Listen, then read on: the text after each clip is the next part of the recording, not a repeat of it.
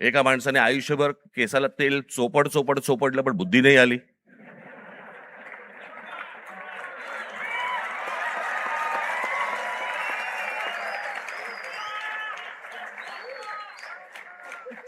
प्रत्येक केस स्वतंत्र उमेदवारासारखा उभा असतो.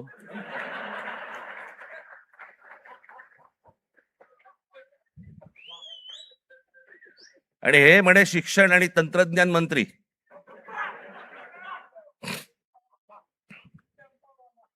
काय बोलतोय आपण? काय चाललंय? जग कुठे चाललंय? आपण काय बोलतो? आपण शिक्षण आणि तंत्रज्ञान त्याचा महाराष्ट्राचा मंत्री दगडावरच्या फुटप्रिंट्स, त्यांना फिंगरप्रिंट्स म्हणायच्या होत्या,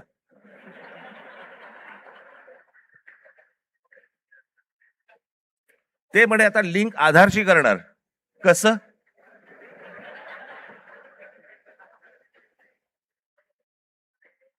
मला चंद्रकांत पाटलांच्या मेंदूवरचे मला फिंगरप्रिंट्स बघायचे आहेत.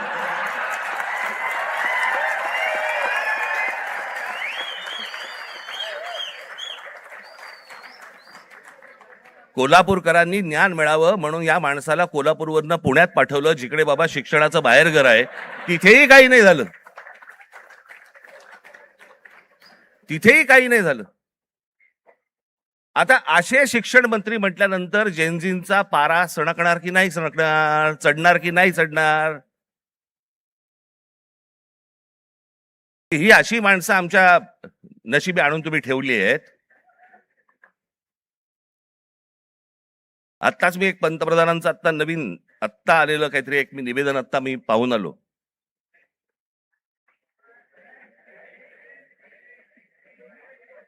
ज्यात त्यांनी असं सांगितलेलं आहे की ज्या प्रकारचे व्हिडिओज आणि ज्या प्रकारची भाषा वापरली गेली ती अयोग्य आहे. मला मान्य आहे.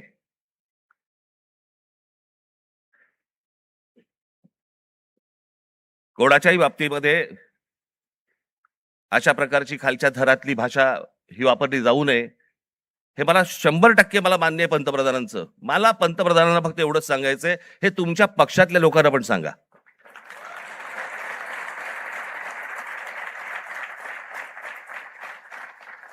महात्मा गांधींपासून, जवाहरलाल नेहरूंपासून, इंदिरा गांधींपासून आतापर्यंत सगळ्यांपर्यंत आमच्यापर्यंत ज्या प्रकारची तुमची ट्रोलची जी काही टीम प्रत्येक राज्यांमध्ये जी बसवलेली आहेत, लोक बसवलेली आहेत, ते कोणत्या भाषेमध्ये आणि कोणत्या गोष्टी करत असतात मी पाहत नाही.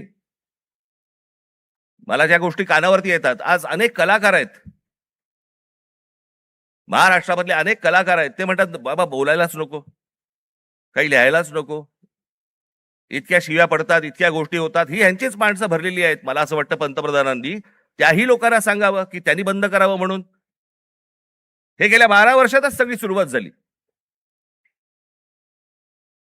भारतीय जनता पक्षाचे जी काही ट्रोलच्या टीम्स आहेत, यांनी ह्या ज्या गोष्टी सुरू केल्या, याच्यातनच हे ज्याला म्हणतो ना आपण, जे तुम्ही पेराल तेच उगवेल, तेच आलं अंगावर तुमच्या. त्याच्यात पंतप्रधानांनी सांगितलं की मला शिव्या दिल्या, माझ्या आईबद्दल बोलले. चुकीचंच आहे, हे मनापासून सांगतो मी, हे चुकीचंच आहे. पण मला जी पंतप्रधानांना विनंती आहे, दुसऱ्यांनाही आया असतात.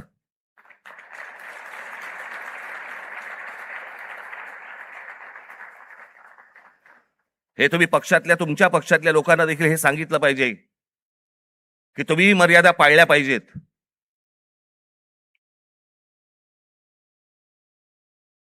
आज पंतप्रधान सांगतात की मी त्या मुलांना सगळ्यांना माफ केलं, पण इतकी 12 वर्ष तुमच्या लोकांनी जे काही केलंय त्याची माफी कोण मागणार?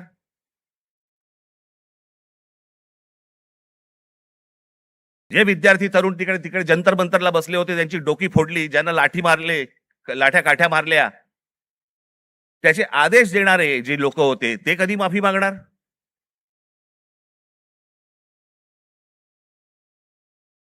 आणि मला असं वाटतंय की हे मूळ हे काय झालंय, नीटची परीक्षा हे कारण आहेच, पण हे प्रत्येक ठिकाणी त्याला जो काही रिस्पॉन्स मिळाला, सगळेच काही विद्यार्थी होते आणि तरुण होते, अनेक जे विद्यार्थी दशेतनं बाहेर आलेले आहेत, अनेक तरुण होते, अनेक तरुणी होत्या. हे का आले रस्त्यावरती? याचं कारण सभोवतालचं वातावरण. आज अनेकांना वाटलं की हे फक्त नीटची परीक्षेचे पेपर फुटले, हे कारण होतं त्या आंदोलनाचं. पण त्या आंदोलनाने जे रौद्र स्वरूप धारण केलं त्याचं कारण हे आजूबाजूचं इतक्या वर्षांचं साचलेलं जे काही आहे ना, मला फुटपाथवर चालता येत नाही, माझ्याकडे पाणी तुंबलेलं असतं, आमच्याकडे बागा नाहीत, माझ्या लहान मुलांना खेळायला व्हायला मैदानं नाहीत, बाहेर कुठे घेऊन जायला जागा नाही, शिक्षण झालंय, नोकऱ्या मिळत नाहीयेत, सगळ्या कंपन्या खासगी लोकांना दिल्या जात आहेत, एकाच उद्योगपतीवरती मेहरबानी सुरू आहे, त्यालाच सगळी जंगलं दिली जात आहेत, त्यालाच सगळ्या जागा दिल्या जात आहेत. जेव्हा कधी बघावं तेव्हा या देशामध्ये फक्त निवडणुकाच सुरू आहेत, आमदार खासदार फोडले जात आहेत, 50-50, 100-100 कोटी. डिजिटल इंडिया, तुमच्याकडचे पैसे हे सगळे काय ते सगळे काय डिजिटलाइज केलेत वगैरे वगैरे काय काय काय काय ज्या गोष्टी सगळ्या आता झाल्या. हे आमदार खासदार फुटतात त्यावेळेला कुठे कार्ड कुठे स्वाईप करतात?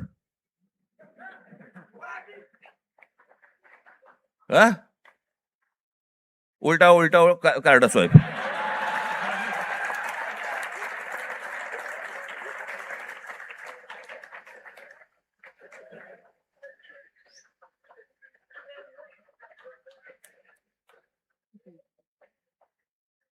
पैसे कुठे देतात मग? हे सगळं जे आहे हे सगळं साचलंय, हे सगळं साचलंय. त्या सगळ्या गोष्टींचा उद्रेक आता बाहेर येतोय, तो येणार, अजून येणार.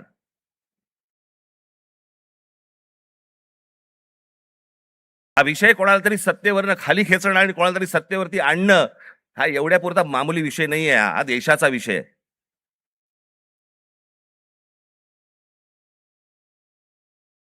देशाच्या भविष्याचा विषय, देशातल्या विद्यार्थ्यांच्या तरुणांचा भविष्यातला विषय हा. काय होणार आहे त्यांचं? आज माझ्या महाराष्ट्रातल्या ग्रामीण भागामध्ये, देशातल्या आज ग्रामीण भागामधला तिकडचा तरुण, तिकडच्या तरुणी काय करत असतील दिवसभर, काय विचार करत असतील? तो तिकडचा तरुण ज्यावेळेला विचार करत असेल की बाबा माझ्या बाजूच्या घरामध्ये एकाने शेतकऱ्यांनी माझ्या वडिलांचे मित्र होते, त्यांनी आत्महत्या केली, त्यांच्या अंत्यविधीसाठी तो मुलगा जाणार, विचार काय करणार? हे माझ्या वडिलांच्या मनामध्ये येऊ नये, मग याच्यासाठी मी काय केलं पाहिजे? मग मी शहरात गेलं पाहिजे. मग शहरात गेल्यावरती काय होणार माझं? मला कुठून नोकरी मिळणार? मला कुठून शिक्षण मिळणार? माझं पुढे काय होणार?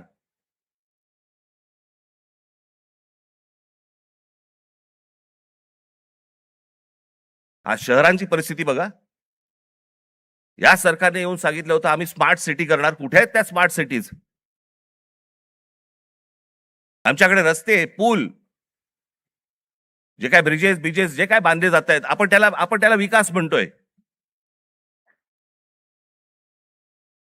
आपली शहरं ही राहण्यायोग्य आहेत का? इथपासून सगळी सुरुवात आहे ना. जर शहरातल्या लोकांना राहायला जर समजा त्रास होत असेल तर महाराष्ट्रातल्या, देशातल्या ग्रामीण भागामधनं जी लोक शहरामध्ये येत आहेत, कुठे राहणार आहेत? काय होणार या शहरांचं?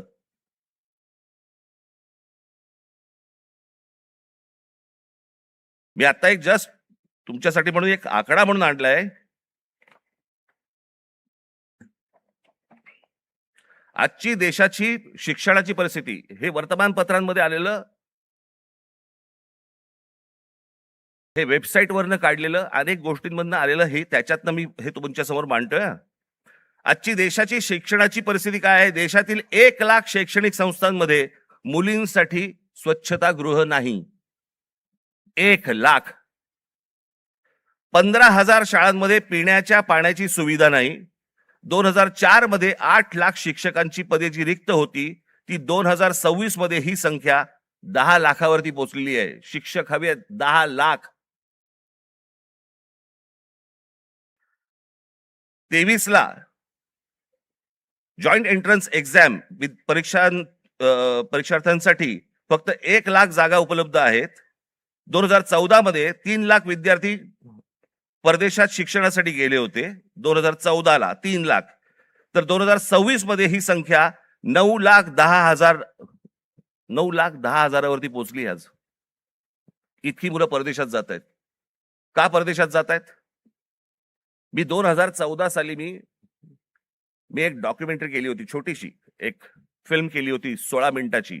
आपण जरूर बघा, YouTube वरती आहे.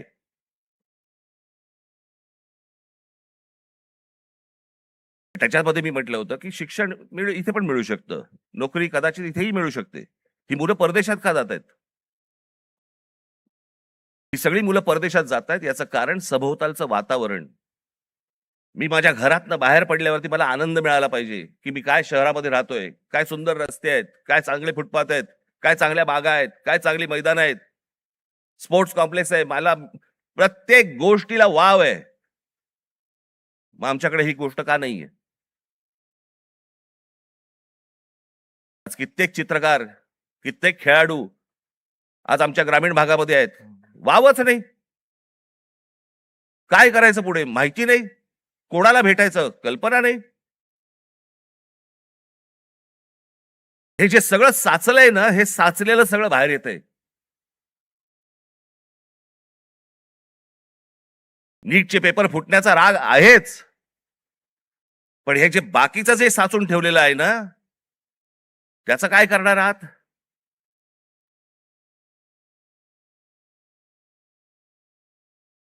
दोन 2014 मध्ये परदेशातील शिक्षणावरती भारतीयांनी, परदेशात जे गेले लोक 2014 मध्ये, त्या भारतीयांनी किती पैसे खर्च झाले त्यांनी स्वतःहून जे खर्च केले, म्हणजे आपल्या देशातनं जे बाहेर पैसे गेले ते किती गेले? तर ते 79,500 कोटी खर्च झाले. 79,500 कोटी. आज हा खर्च वाढून, आज 2026 मधली गोष्ट बोलतोय, किती वरती गेलाय? तर तो 5,85,000 कोटीवरती गेलाय. म्हणजे 5,85,000 कोटी हे आपल्या देशातनं आपली मुलं बाहेर शिक्षणासाठी गेलेत, त्यांच्या आई वडिलांनी जो खर्च केलाय तो 5,85,000 कोटी आपल्याकडनं परदेशात गेलेले आहेत. हजारो उद्योगपती, हा आता लोकसभेमधला आकडा आहे, हजारो उद्योगपती आपला सगळा बोजा बिस्तारा गुंडाळून परदेशात निघून गेलेत.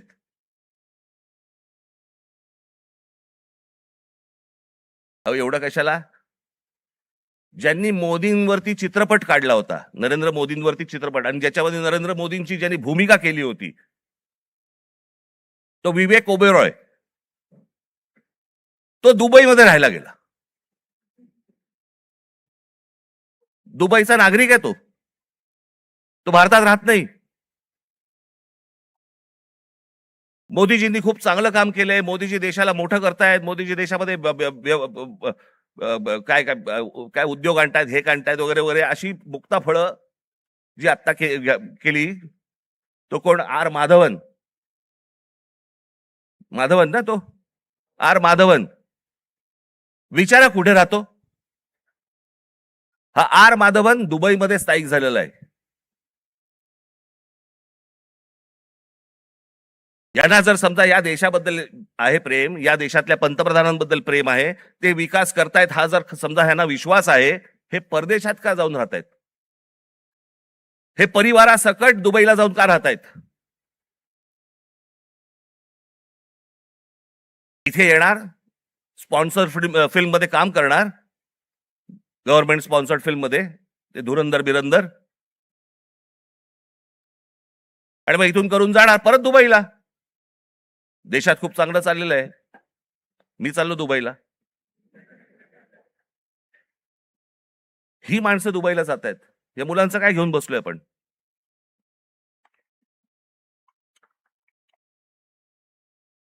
दोन 2004 मध्ये काँग्रेस सरकार ज्या वेळेला होतं त्यावेळेला शिक्षणावरती खर्च किती होता? 3.2%. आज 2026 मध्ये तो किती आहे? 2.8%. म्हणजे शिक्षणावरती जेवढा खर्च व्हायला पाहिजे, अमेरिकेमध्ये जाऊन बघा, युरोपमध्ये जाऊन बघा, शिक्षणावरती काय प्रकारचा खर्च करतायत. आज त्या मुलांना, त्या विद्यार्थ्यांना, त्या मुलांना त्यांची स्वप्न, त्यांना काय म्हणायचंय, त्यांना काय सांगायचंय, त्या प्रत्येक गोष्टींसाठी, प्रत्येक स्वप्नांसाठी त्यांच्याकडे वाटा आहेत. आज पंतप्रधान सांगतायत, त्यांच्या निवेदनामध्ये बोललेत की ही विद्यार्थी हे सगळे जे आहेत हे चुकीच्या रस्त्यावरती भरकटलेले आहेत. चुकीच्या रस्त्यावरती. मी एक ओशोंचं एक वाक्य ऐकलं, मी वाचलं होतं ज्यावेळेला मी, त्यातलं एक वाक्य होतं ओशोंचं, फार छान वाक्य होतं. आणि त्याच्यामध्ये असं म्हणाले ते कि कौन कहता है कि इस देश का युवक गलत रास्ते पे भटक रहा है, रास्ता बनाने वालों ने ही अगर गलत रास्ता बनाया है तो युवकों को क्यों टोकते हो?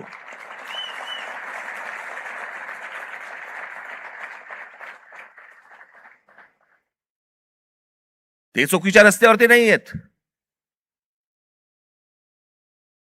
त्यांच्या आशा, अपेक्षा, महत्वाकांक्षा या सगळ्या मारल्या जात आहेत.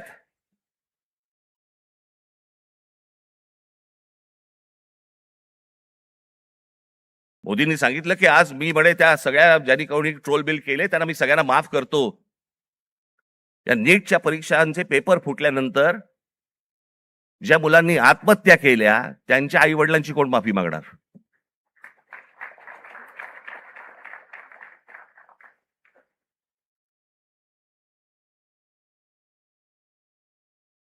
हा देश नीट समजून घेतला पाहिजे. विद्यार्थ्यांचं, तरुणांचं, तरुणींचं म्हणणं, मत हे आपण समजून घेतलं पाहिजे. आज तो विद्यार्थी ज्या वेळेला तो हवालदिल ज्या वेळेला होतो त्या हवालदिलपणामध्ये तो जातो कुठे? मग देवाकडे प्रार्थना करायची, मला नोकरी लागू देत, मला काम मिळू देत, मला पैसे मिळू देत, नोकरी लागल्यावर माझं लग्न होऊ देत. त्याची स्वप्न असतात. मग तो विचार करतो की बाबा देवळात जाऊ, आपण देवासमोर नतमस्तक होऊ. त्याच्या लक्षात येतं अरे त्या देवळातच चोऱ्या व्हायला लागल्यात.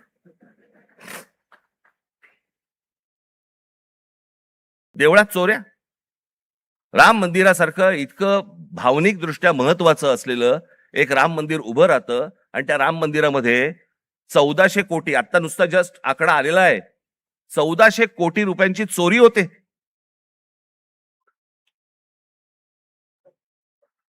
आणि याच्यावरनं सरकारमध्ये असलेले कोणीही त्याच्यावरती बोलायला तयार होत नाहीत. राम मंदिरावरती मतं मागताना बरोबर गेलात तुम्ही. मग ज्या वेळेला 1400 कोटी रुपयांची चोरी झाली, पंतप्रधान स्वतः एकटे गेले होते, सगळेजण बाजूला उभे होते. स्वतः एकट्याने जाऊन तिकडे जाऊन पूजा केली, प्रतिष्ठापना केली, सगळ्या गोष्टी केल्या. पंतप्रधानांनी याच्यावरती बोलायला नको राम मंदिराच्या चोरीबद्दल? का त्या अयोध्येमधनं एक खासदार निवडून नाही आला म्हणून आमचा संबंध तुटला, असं आहे?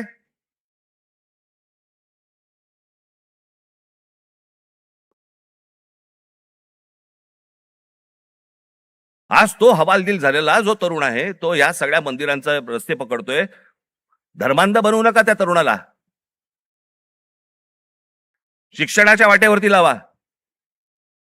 नुसतं जय श्रीराम बोलून होणार काही नाहीये. आज अनेक गोरक्षक गाड्या पकडतायत, गायी पकडतायत, सगळ्या पकडतायत. आणि हेच आमचेच पंतप्रधान ऑस्ट्रेलियामध्ये जाऊन सांगतायत की बीफ एक्सपोर्ट मध्ये भारत हा 1 नंबरचा देश आहे. बीफ एक्सपोर्ट मध्ये ते कापल्याशिवाय होणार आहे का एक्सपोर्ट मध्ये आपण 1 नंबरचे? त्या गोरक्षकांचं काय करायचं? आपण करतोय काय? देश चाललाय कुठे? देश काय विचार करतोय? काय कशाचा कशाला ताळमेळ नाही. बस दिसली जमीन की दे अदानीला, दिसलं जंगल की दे अदानीला. आम्ही काही ह्या सगळ्या गोष्टींचे काय फक्त टीका करण्यासाठी हा विषय नाहीये. मला असं वाटतं ही गोष्ट परिस्थिती समजून घेणं गरजेचं आहे. या देशामध्ये काय सुरू आहे आणि काय घडतंय. मी आज अजून एक गोष्ट तुमच्या समोर आणणार आहे. माझे पत्रकार बांधव इथे आलेले असतील, तुम्ही विचार करा, आपण जातो, श्रद्धेने जातो, मंदिरात जातो, आपण काही दानपेटीमध्ये टाकतो, ज्याच्यावरती या देशाच्या सगळ्या मंदिरांमध्ये लाखो कोटी रुपये जमा होतात. काय होतात, त्याचं काय होतं काय नाही माहित नाही. त्याचे ट्रस्ट असतात, त्याचे ट्रस्टी असतात सगळे, मग त्याच्यातनं आपल्याला कळतं चोऱ्या होत आहेत. आता हे प्रकरण घ्या, पत्र आहे प्रति माननीय श्री एकनाथ शिंदे साहेब, उपमुख्यमंत्री महाराष्ट्र राज्य. विषय सिद्धिविनायक मंदिर न्यास मधील दानपेटीतील चोरीबाबत वरिष्ठ पातळीवरती चौकशी करण्याबाबत. जिथे आपण श्रद्धेने जातो, जिथे दानपेटीमध्ये आपल्याकडे भाविक जातात आणि पैसे टाकतात,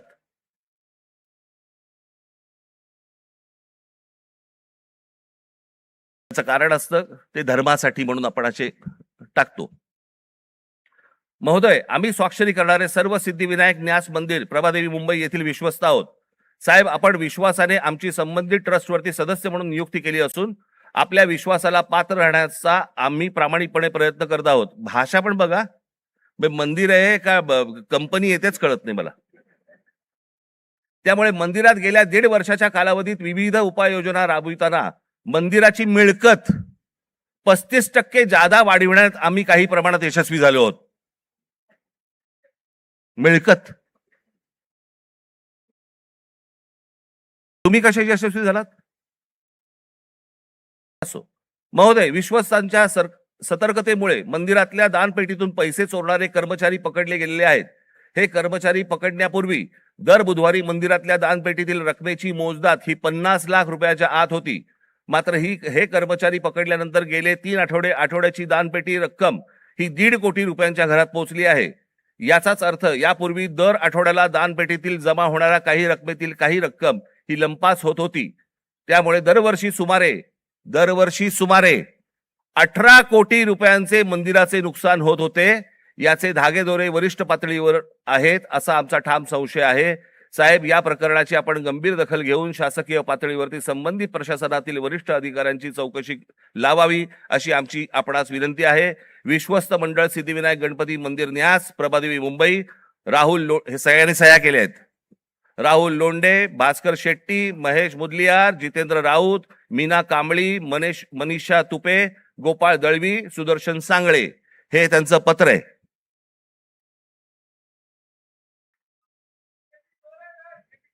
हे सगळं म्हणजे 18 कोटी रुपये दर वर्षाचे सिद्धिविनायक मंदिरामधनं चोरी होतीये. आपण भाबडेपणाने, भाविकपणे आपण तिकडे जातोय, दानपेटीमध्ये आपण टाकतोय. हे असल्या चोऱ्या होत आहेत. ही माणसं सगळी मंदिरं लुटतायत. हाच तो तरुण, हेच ते विद्यार्थी परीक्षांच्या वेळेला नोकरीसाठी मंदिरामध्ये जातायत, पायऱ्या झिजवतायत, सांगतायत देवाला मला नोकरी मिळू देत, आणि त्याच मंदिरामध्ये चोऱ्या होत आहेत. तिकडचेच विश्वस्त चोऱ्या करतायत, तिकडचीच माणसं चोऱ्या करतायत. हा आमचा धर्म, ही आमची धर्माची मंदिरं. सरकारवरती विश्वास ठेवता येत नाही म्हणून मंदिरात जावं, तर मंदिरावरती विश्वास ठेवता येत नाही.